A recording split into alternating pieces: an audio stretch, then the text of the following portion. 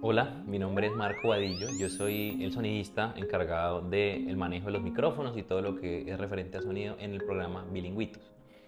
Principalmente usamos una grabadora de audio donde llegan todos los canales, las señales de los tres personajes, y a su vez también mandamos una señal para que ellos escuchen las instrucciones de la directora de cámaras.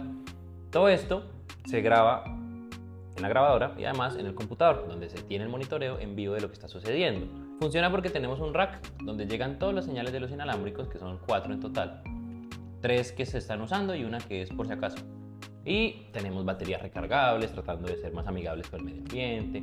Hay un montón de configuraciones que se están ahora implementando desde el sonido, pues, en televisión y en el cine.